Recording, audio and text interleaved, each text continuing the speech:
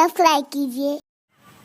इस वक्त हिंदुस्तान में जुल्म और सितम का इतना पहाड़ उम्मत मुस्लिमा पर नहीं तोड़ा जा रहा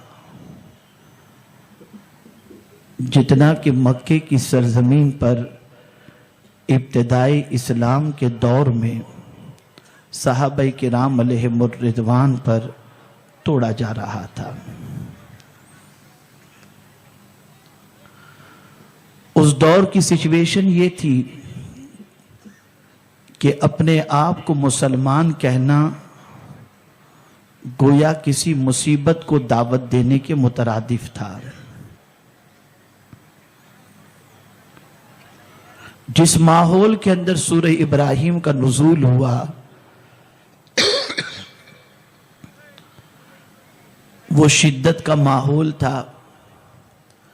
मुसलमान और पैगंबर इस्लाम सल्लल्लाहु ताला अलैहि वसल्लम को सताने का ऐसा दौर जिसे सताने का शबाब का दौर कहा जाता है, ये वो दौर था। उस दौर में मेरे करीम ने ये सूरह मुबारका नाजिल फरमाई और इस सूरह मुबारका में रब्बे कदीर जल्ल जलालहू ने अपनी किताब के नुज़ूल के मकसद को उजागर किया।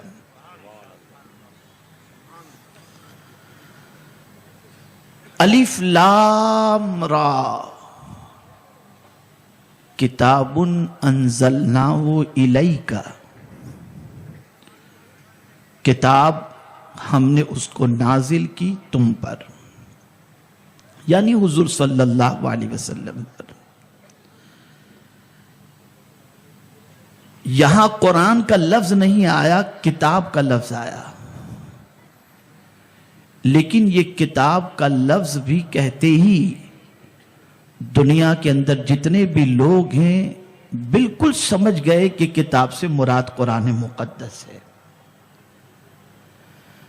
जिस तरीके से बहुत सारे मकामात पर अब्दुहू का जिक्र आया, हुजूर का नाम नहीं लिया गया, लेकिन पढ़ते ही आदमी समझ जाता है कि इससे मुराद ज़ाते रिसालत मआब सल्लल्लाहु अलैहि वसल्लम। जैसे सुब्हानल्लज़ी असरा बिअब्दिही, यहां नाम नहीं लिया गया, लेकिन अब्दे खास कौन है ये हर बंदा जानता है। तो सबकी तवज्जो आकाए करीम सल्लल्लाहु अलैहि वसल्लम की तरफ हो गई। इसी तरीके से यहां किताब का नाम नहीं लिया गया, मुतलक किताब कहा गया, लेकिन सबकी तवज्जो और सबकी सोच ये बन गई कि इस किताब से मुराद कोई और किताब नहीं, कुरान मुक़द्दस है।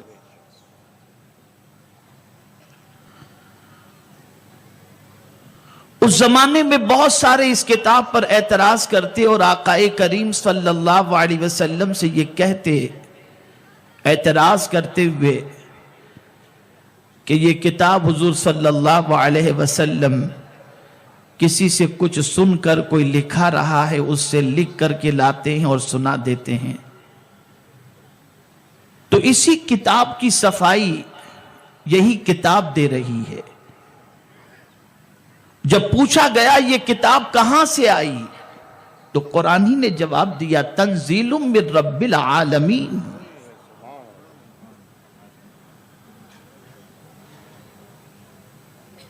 ये किताब लेकर के कौन आया, तो कुरान ही ने जवाब दिया, नज़ल बिही रूहुल अमीन। ये किताब खुद अपना इंट्रोडक्शन करा रही है। और आज दुनिया हजार तरक्की की बात करे, चांद पर कमंदे डालना आसान है, सूरज की शुआओं को गिरफ्तार करना आसान है। दुनिया के सारे साइंटिस्ट मिल करके बहुत सारी इजादात को वजूद में, बहुत सारी चीजों को इजाद कर सकते हैं, लेकिन सारे साइंटिस्ट मिल करके कुरान के 1400 साल पहले के चैलेंज का जवाब न उस जमाने में दे सके थे, न आज दे सके हैं, न कयामत तक दे सकेंगे। और वो चैलेंज ये है कि अगर तुम में ताकत हो तो कुरान की एक आयत जैसी आयत भी बना करके बता दो।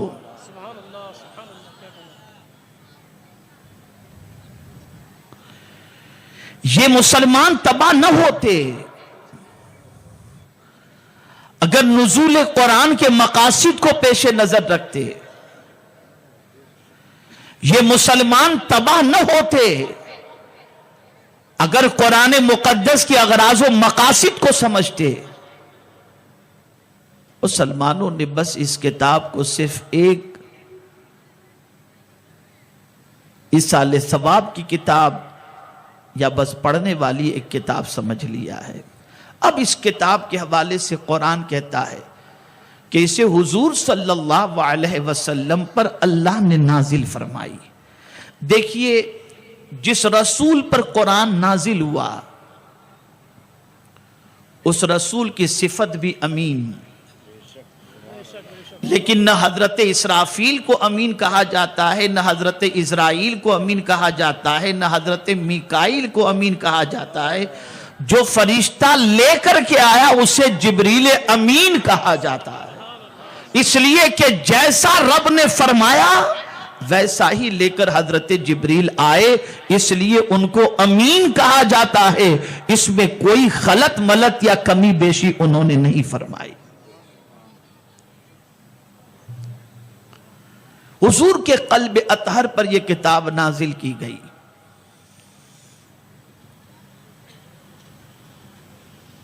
اب اندازہ لگائیں اس کتاب کی عظمت کا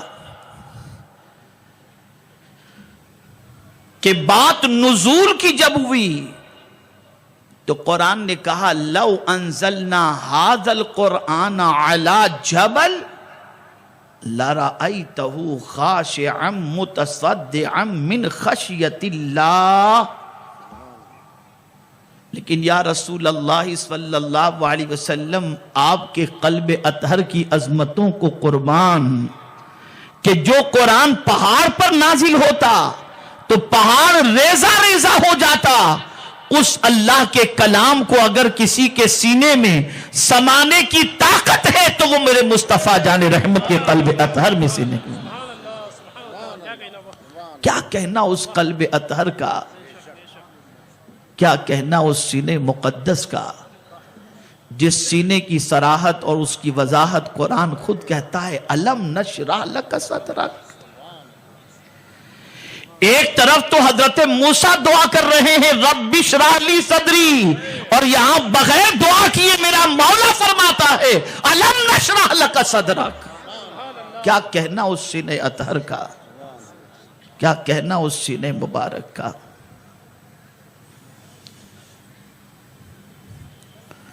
بڑا رقیق القلب قلب اطہر مصطفیٰ جان رحمت صلی اللہ علیہ وسلم. کسی کی تکلیف حضور دیکھ ہی نہیں سکتے تھے. اتنے رقیق القلب کہ اپنے دشمن کی بھی تکلیف کبھی حضور نے برداشت نہیں کی. جانور کی تکلیف حضور گوارا نہیں کرتے تھے، اس کی تکلیف کو حضور برداشت نہیں کرتے تھے. اور پکے نائب رسول اور صحیح ولی کامل کی ایک علامت یہ بھی ہے کہ وہ رقیق القلب ہوں گے.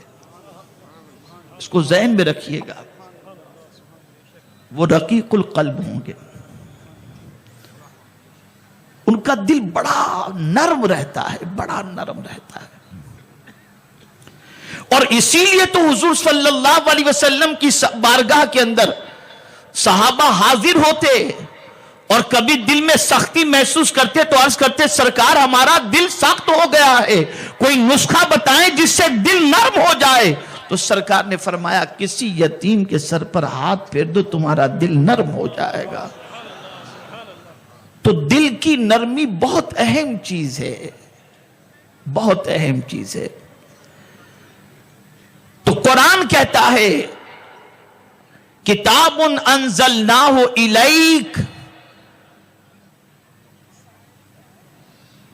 اور پھر اس کے بعد اب اس کتاب کے نزول کا مقصد قرآن بیان کرتا ہے لِتُخْرِجَ النَّاسَ مِنَ الظُّلُمَاتِ إِلَى النُّورِ. یہ کتاب اس لیے ہم نے آپ پر نازل کی کہ آپ لوگوں کو ظلمات سے، تاریکیوں سے روشنی کی طرف لے کر کے آئیں، نور کی طرف لے کر کے آئیں. اجالے کی طرف لے کر کے آئیں. یہ کتاب اجالے کی طرف لانے والی کتاب ہے. یہ تاریکیوں سے روشنی کی طرف لانے والی کتاب ہے.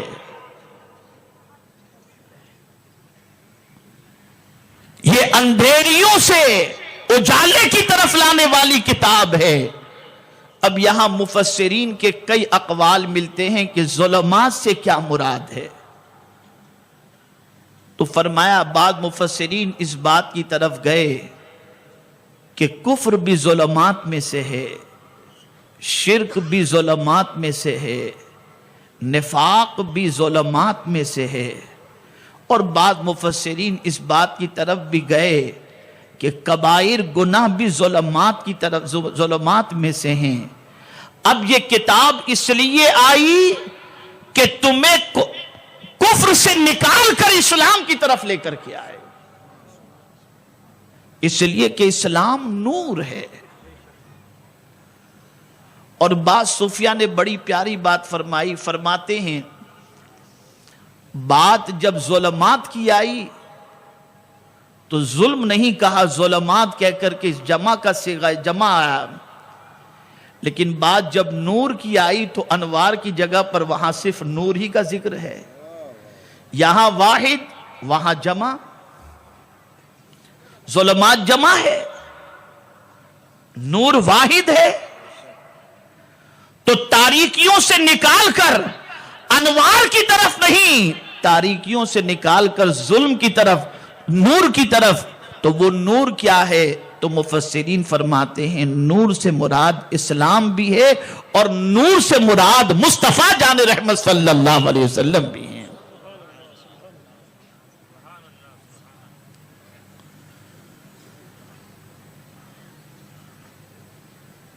اب حضور صلی اللہ تعالی علیہ وسلم نے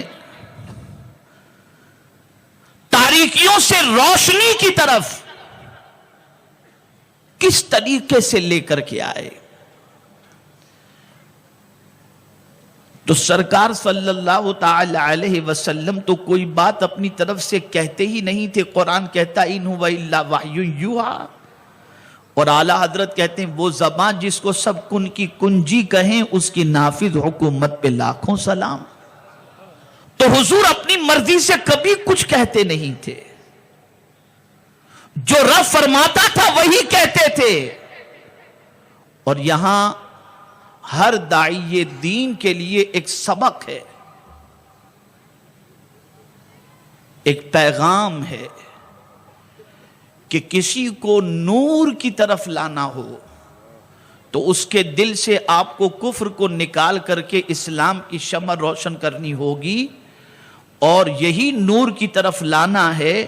اور اس نور کی طرف لانے ہی کے لیے اللہ نے اپنی کتاب نازل فرمائی.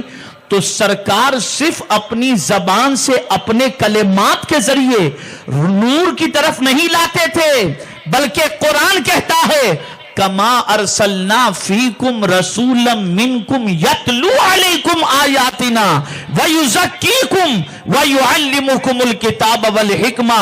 یہ رسول پہلے آیتوں کی تلاوت کرتے ہیں اور قرآن پڑھ کر کے لوگوں کو ظلمات سے نکال کر روشنی کی طرف لاتے ہیں. تو دل کا زنگ قرآن سے مٹے گا، دل کی تاریکی قرآن سے مٹے گی، گناہوں کا شوق قرآن سے مٹے گا، بد کرداری کا جذبہ قرآن سے مٹے گا.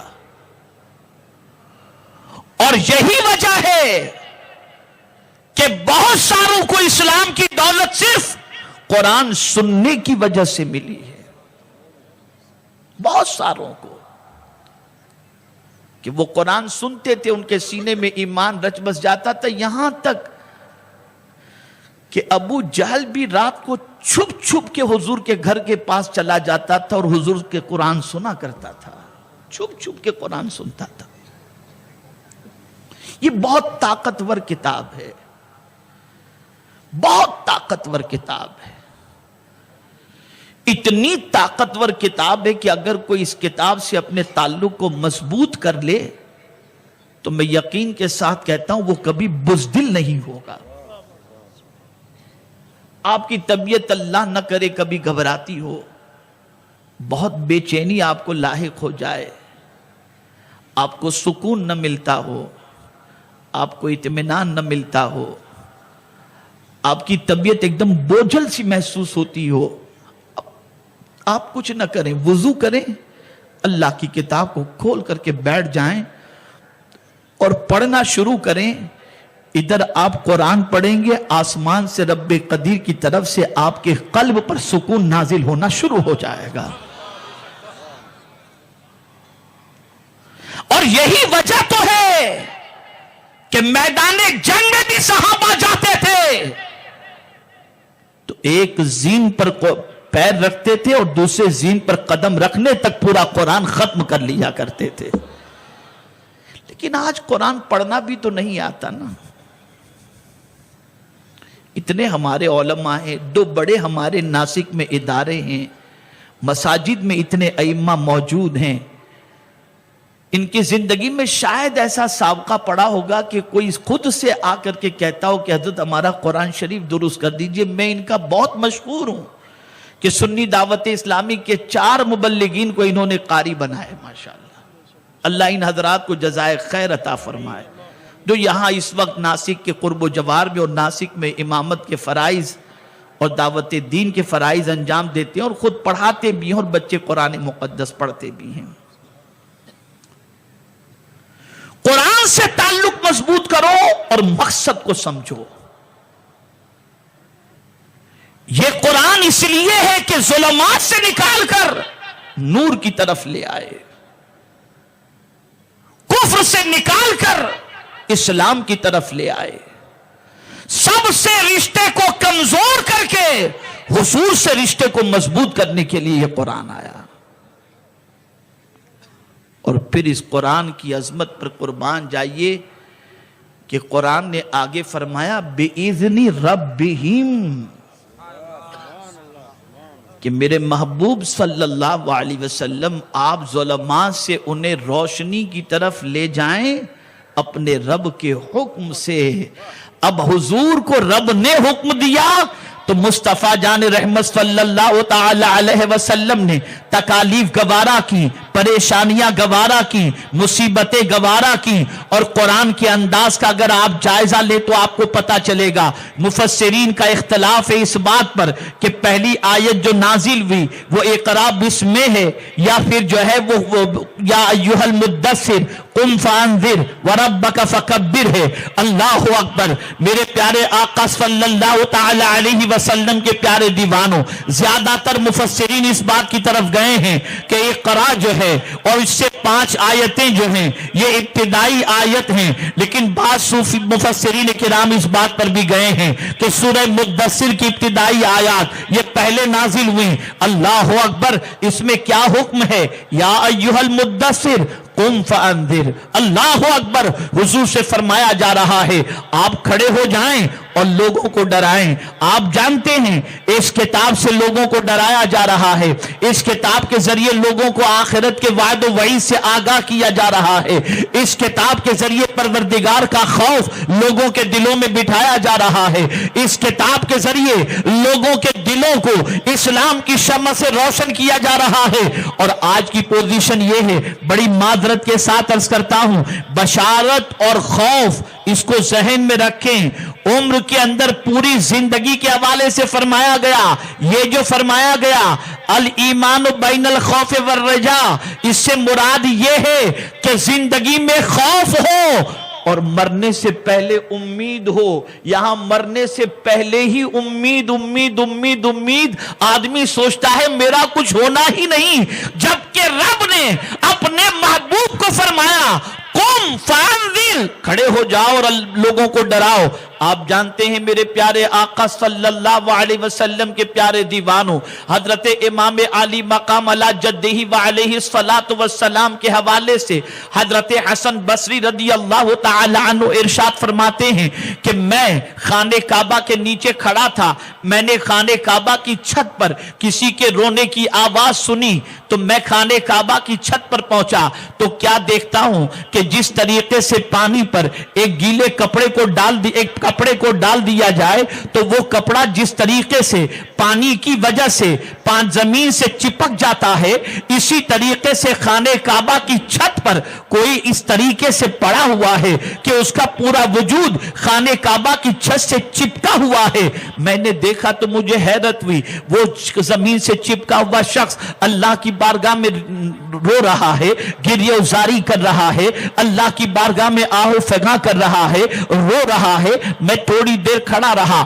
حضرت حسن بصری رضی اللہ تعالی عنہ فرماتے ہیں میں تھوڑی دیر کھڑے رہ کر یہ سوچنے لگا کہ یہ کون ہیں جو اس طریقے سے گریہ وزاری کر رہے ہیں۔ انتظار کرتا رہا کہ کچھ دیر کے بعد یہ اپنا چہرہ اٹھائیں گے تو میں ان کے چہرے کو دیکھ کر پہچان لوں گا کہ یہ رونے والی ذات کون سی ہے، لیکن کافی دیر کے انتظار کے باوجود اس رونے والے نے جب اپنا چہرہ نہیں اٹھایا تو میں بھی چھت سے نیچے اترا اور سوچا کہ نیچے کھڑے رہوں، اترنے والا جب اترے گا تو میں چہرے کو دیکھ کر پہچان لوں گا یہ رونے والا کون ہے۔ حضرت حسن بصری رضی اللہ تعالی عنہ فرماتے ہیں میں نیچے کھڑا رہا، کچھ دیر کے بعد کعبے کی چھت سے اترنے والے شخص کو جب دیکھا تو میرے پیر کپ کپانے لگے۔ کیا دیکھتا ہوں یہ کوئی اور نہیں تھا، نبی کے نواسے امام حسین تھے۔ اللہ اکبر! جب امام حسین کعبے کی چھت سے نیچے اترے میں نے ان کے قدموں کو پکڑ لیا، عرض کیا آپ تو نوجوانان جنت کے سردار ہیں، آپ اس طرح سے گریہ وزاری کر رہے ہیں، آپ اس طرح سے بلک رہے ہیں، آپ اس طرح سے اللہ کی خشیت میں گرفتار ہیں۔ اللہ اکبر! مصطفیٰ جان رحمت صلی اللہ علیہ وسلم کے نواسے حضرت امام حسین نے جواب دیا سنو رونے کی وجہ کیا ہے، میرے نانا پر اللہ کی کتاب نازل ہوئی اور میرے نانا نے یہ آیے کریمہ پڑھ کر کے ہمیں سنائی کہ رب نے مجھ سے فرمایا ہے وَأَنذِرْ عَشِيرَتَكَ الْأَقْرَبِينَ، اپنے گھر والوں کو اللہ سے ڈراؤ۔ تو جب سے یہ آیت ہم نے سنی ہے ہم اللہ کے ڈر کے اندر گرفتار ہیں، اس لیے کہ ہم حضور صلی اللہ علیہ وسلم کے اہل خانہ ہیں اور ہمارے لیے اللہ نے ڈرانے کا حکم دیا، اس لیے ہم ڈر رہے ہیں اور اللہ عز و جل کے خوف کے اندر گرفتار ہیں۔ یہ کتاب ڈرانے کے لیے آئی۔ ہماری ویڈیو کو لائک شیئر ضرور کریے۔